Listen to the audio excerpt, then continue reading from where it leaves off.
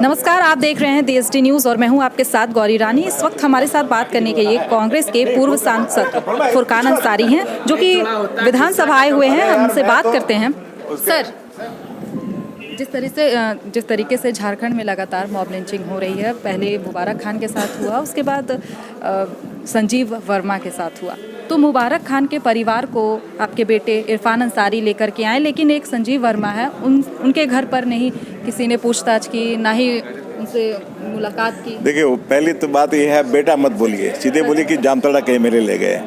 और डॉक्टर इरफान अंसारी शायद उनके घर पे भी गए होंगे रात में। अब पूरी तहकीकात किया, जो मदद होना था किया गया। और फिर शायद CM के यहाँ भी उनके परिवार को लाकर कल मिलाया गया था विधानसभा, जो हाँ विधानसभा में। वो निरंतर हम लोग सब काम करते हैं, शुरू से MLA रहे न रहे, लेकिन ये सब काम हम लोग करते रहते हैं। मॉब लिंचिंग जो है रोकना चाहिए, कानून बनना चाहिए यहाँ पर। इसके लिए आज मुख्यमंत्री से हम लोगों ने बात भी किया है। एक सख्त कानून बनना चाहिए कि आप खामखा किसी को सख्त पर क्यों मार दीजिएगा, आपको क्या अधिकार है। मान लीजिए किसी ने गलत भी किया है तो उसके लिए कानून बना हुआ है, धाराएं बनी हुई है, उसके तहत आप उसको अरेस्ट करिए, उस पर केस करिए, मुकदमा करिए, जेल भेज दीजिए। लेकिन आप जान कैसे मार दीजिए किसी को भाई। इस पर हमने अभी CM से हम लोगों की बात भी हुई है। मैं भी था और रमेश उरांव जी थे, सुबोध कांत सहाय जी थे। एक पक्ष के लिए इतना सिंपैथी और दूसरे से पूछताछ भी नहीं कर रहे हैं। नहीं, पूछताछ हम ये भी हमने कहा है कि तहकीकात पुलिस का काम है करना।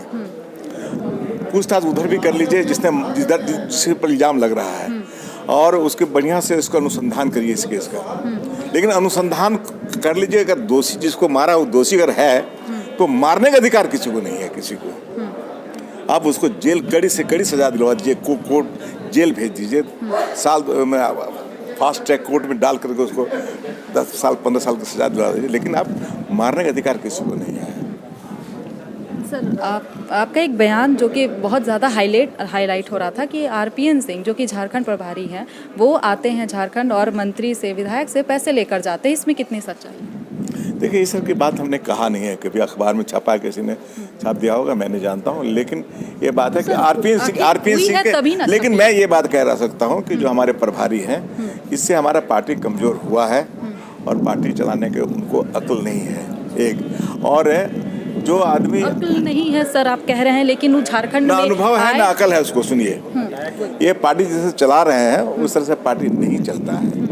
अब जहाँ से वो MP बनते हैं वहाँ उनकी जमानत जब्त होती है और यहाँ पर सिद्धांत बगाड़ते हैं, तो अच्छी बात नहीं। ये बात मैंने कहा है कि आप कहीं ठिकाना नहीं है, आप कहीं मजबूत हैं ही नहीं अपने स्टेट में, और आके आप नसीहत यहाँ देते हैं और पार्टी कैसे चलता है इसकी जानकारी भी आपको नहीं है।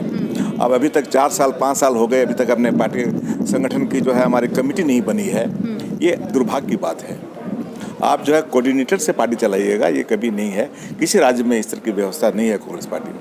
तो क्या लगता है आपको क्या होना चाहिए? अब मेरी डिमांड है कि RPN सिंह, मैंने अभी सोनिया जी को चिट्ठी लिखा है, राहुल जी को भी लिखा है, और हमने कहा है कि इमीडिएटली उसको यहाँ से हटाइए और किसी दूसरे प्रभारी को दे दीजिए जो अच्छा है, जो चला सके पार्टी को। कोई नाम सजेस्ट आपने किया? नहीं, नाम नहीं दिया, मैंने कहा कि नहीं, but he is not fit for that. और झारखंड में जो प्रदेश अध्यक्ष डॉक्टर रामेश्वर उरांव हैं, उनके भी अब कार्यकाल पूरा हो चुका है, तो एक नए कार्यकाल पूरा नहीं हुआ, उनको काम करने नहीं दे रहा है ये ना। RPN सिंह काम करने नहीं दे रहा ना। इस झारखंड को समझता है कि कमजोर स्टेट है। हम लोग कमजोर नहीं है झारखंडी लोग। हम लोग भले ही इंसान हैं, हम लोग जो है ज़्यादा लफड़ाबाजी में नहीं पड़ना चाहते हैं। इंसानियत का मतलब ये नहीं कि हम कमजोर हैं, ये कमजोर समझता है हम लोगों को। सर, आखिरी सवाल लूँगी। मधुपुर में चुनाव होने हैं, 17 अप्रैल को चुनाव है, और सूत्रों के हवाले से भी एक खबर आ रही थी कि आपके परिवार के रिलेटिव इस चुनाव के दावेदार होना चाहते थे मधुपुर सीट से। इसमें सच्चाई है? देखिए, हमारा परिवार किस पार्टी से?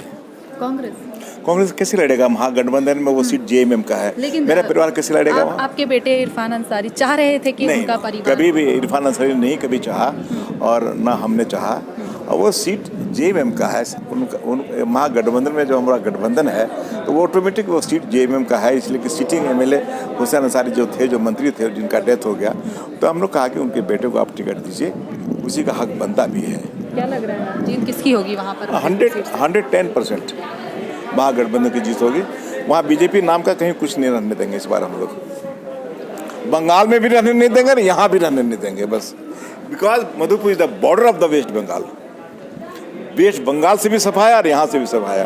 और पूरे देश से सफाया तो हो ही कर ही देंगे हम लोग। तो देखिए, हमारे साथ इस वक्त बात कर रहे थे कांग्रेस के पूर्व सांसद फुरकान अंसारी, जिन्होंने तमाम मुद्दे पे अपनी बात कही। मैं गौरी रानी, द ST न्यूज़ के लिए रांची से।